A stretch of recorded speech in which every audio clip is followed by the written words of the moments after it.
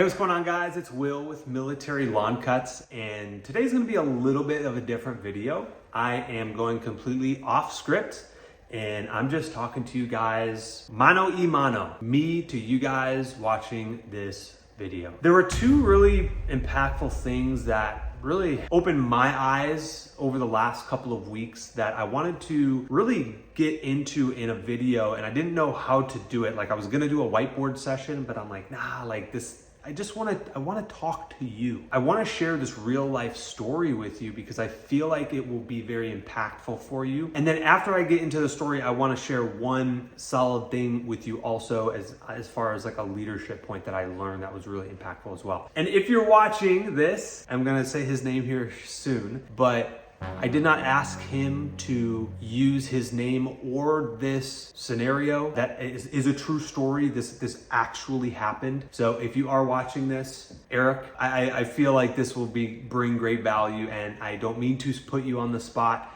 but I appreciate your story and I want to share it with other people. Eric actually interviewed with our company about 2 weeks ago. And just as a disclaimer, for you guys, I have done hundreds of interviews. We are very, very selective on the people that we bring into our organization. You know, there's certain core values we look for. They gotta want it, the eagerness, they gotta be humble, things, all of those great things that, you know, you want people to buy into the culture and be around people that you know, like, and trust, right? That's who people wanna do business with. Out of all the interviews that I have done personally over the last 5 years, was probably in the top, I would say 3% of how well they conducted the interview. And a couple things that actually stuck out to me. He was obviously early for the interview, was super eager and ambitious. And really the core of it was because he wants to own his own business. He wants to start his own mowing business, landscaping business. And he actually found us on YouTube. He lives about 45 minutes away and was like, oh snap,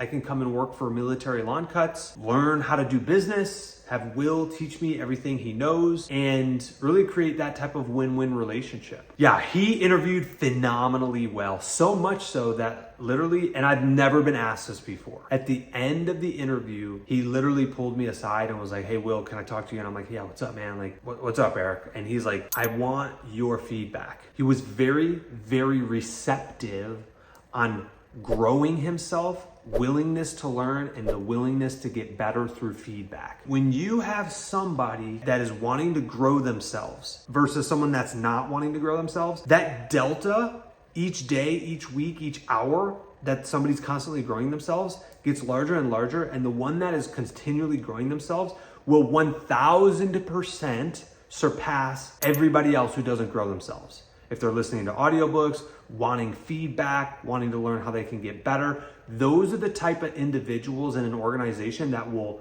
completely excel and grow with the business. That is our mission. We're all in to grow, serve, give, and be a blessing and become the best version of ourselves that we absolutely can. And Eric represented that to a T. So I was super excited about, you know, moving forward with Eric. Now, through the process, there's kind of an iteration that we do when we're hiring. We kind of go back and forth, and then we, you know, offer him the job and everything. Anyway, Eric brought up to us that he was already in the process of marketing to new customers and getting new customers and getting equipment and all that stuff. And so me being, you know, a good leader, right? Even though it may not benefit me, I want to make sure that I'm giving him the best advice that I would want. I basically recognized that he was so ambitious that he was already starting his own business. And I feel as though, although that's super ambitious, like that's awesome, it is also somewhat of a conflict of interest for our business, right? Because if somebody is, you know, growing themselves and growing their business in the same territory as us, that could pose some problems. So what I did was I reached out to him. I was proactive about it. Also, he said he wanted to talk to me, and he's like, hey, Will, like, you know, can you help me out? If I come and work for you, can you teach me everything you know about business? And I'm like, absolutely, like I can definitely do that. However, obviously we can't be in the same territory because everything, you know, just, we wouldn't want you to be tempted when a customer comes out and is like, hey, can you do work for me on the side? I don't want to put him in that situation. So anyway, long story short, I basically told him, I'm like, Eric, why do you want to come and work for us? Well, he's like, I want to own my own business. And I'm like, well, then go own your own business. Like, go start it. Like, you're already starting it. Why come and work for us for 8 hours a day when you could take those 8 hours a day and apply it in your own business? So one of the other points that Eric told me was, he's like, Will, he's like, I don't have the equipment to even get started. He's like, I don't have the money to even get started. And I'm like, dude, you don't need the money to get started. I'm like, literally, do you have a printer at your house? He's like, yeah. I'm like, okay, do you have pieces of paper that you can actually print out at your house? He's like, yes. I said, okay, then you're good. Print out 300 pieces of paper that says Eric's Lawn Care, put your number, put your email, and put the 5 services that you offer, mowing, whatever, bush trimming, mulch, whatever, and go door to door, either knock on the door or put the flyer, slip it in the door. And I guarantee you, if you hand out 300 of those, you're going to get a customer that calls you, all right? It's a numbers game. And if not, go print out another 300 and do it again. Continue to do it until you start to see that return. What I told him, he's like, yeah, but I don't have the money to buy a weed eater or buy a mower. And I'm like, dude, you don't need that. Go out and sell landscape jobs. You can go out and literally knock on the customer's door and book 1 to 2, maybe 3 a week of a $400 or $500 flower bed cleanup, right? So you go out and you say, okay, hey, I can trim your bushes, I can, rake up your leaves, I can pull weeds in your flower beds, and you just look at the job. You're like, okay, this is gonna take me like a half day to do. And you figure out what you wanna charge per hour, typically $60 to $100 per hour, somewhere in that range, at least $1 a minute, and say, okay, let's call it on the bottom end. If it's gonna take me a half day, that's 4 hours times 60, that's $240. And you know what you tell a customer? You say, all right, customer, I can get you in within a week. I need a 50% deposit. A 50% deposit on $240 is $120. All you need to do is sell 2 or 3 of those to get, $200-300 to go buy a mower or a weed eater. And it doesn't need to be anything fancy. You don't need anything commercial grade. Like, I remember when I first started, I bought a mower off the marketplace for $100, just as long as it runs. And then once you get those customers and you get those jobs, let that money pay for the new equipment. For somebody to say out there that they don't have the money to get started, that's a complete lie, because you can literally get started with 0 money. All you need to do is go door to door, sell a landscape job, and require a 50% deposit. It takes 0 money. And then you take that 50% deposit and you go buy your tools that you need to go do the job. That's how you get started with no money. The other objection that he said, he's like, Will,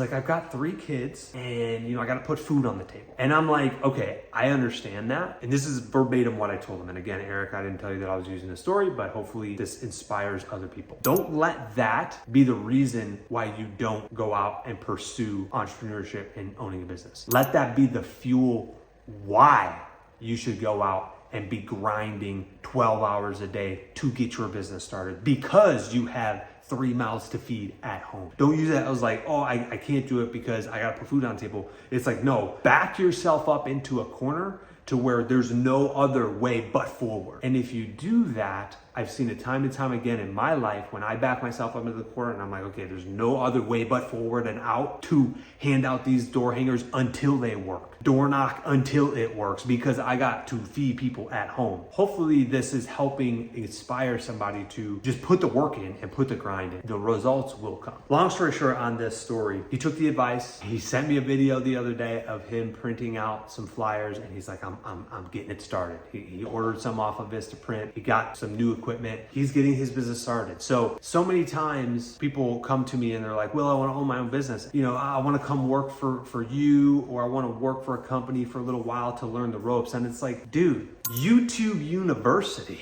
Like, watch all of my videos and you can build your own business. I'm trying to give you guys the information in my brain each day as it comes. You don't need to come and work for us or any other company really to learn the ropes, especially just to get started. I mean, you can build a $250,000 business by just watching YouTube videos. There does come a level of expertise that like you do want to start to understand the numbers and the finances and all that back end stuff. But you could easily do $250,000 a year by just putting your sheer head down, watching YouTube videos and like putting the work in. Door hanging, flyers, all that great stuff, right? Getting good Google reviews. I wanted to share this story with you because I feel as though that there's somebody out there that is like on the edge, right? I don't know if I should start my business. Whether you're working a full-time job or part-time, or you even just start this on the side, and maybe you do have somebody at home that you need to like feed. Do it now, do it now, do it now. Yeah, like Larissa said, do it now. Literally the Nike slogan,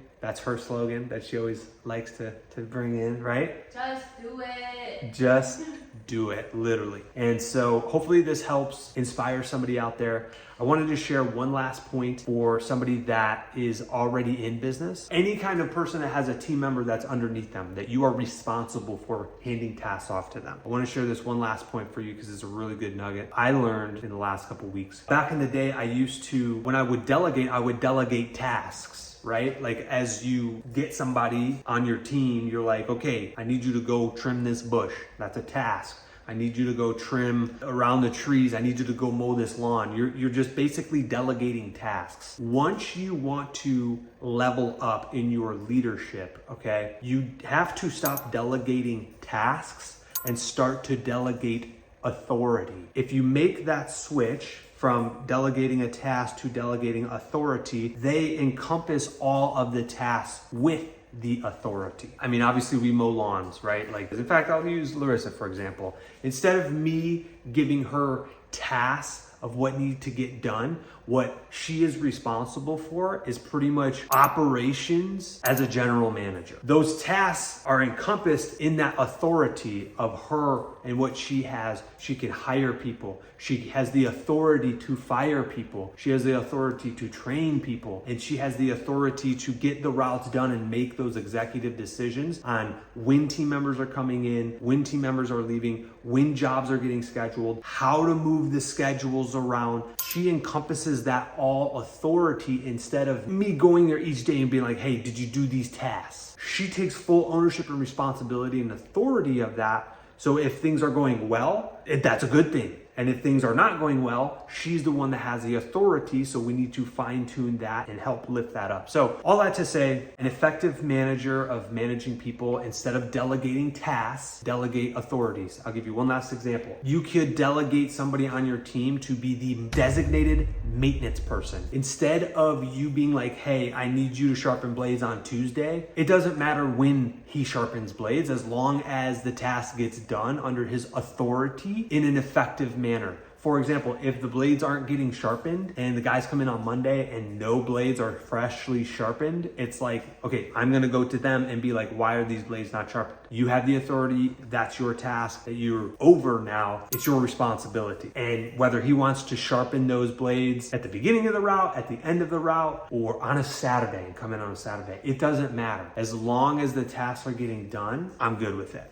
And so hopefully that helps somebody who does have a team member or two and is still learning leadership, because I don't think there's ever a destination on leadership. It's always a constant improvement. But guys, if you like this video, like this type of content, let me know in the comments below. This is that off script stuff that I just got to get my brain out to you people. So hit that like button, and guys, listen to me. All right, before I get off of this, I got a little something to say. Last time I looked at the statistics, 90% of you guys were not subscribed. I've told you time and time again, it is time to click that subscribe button.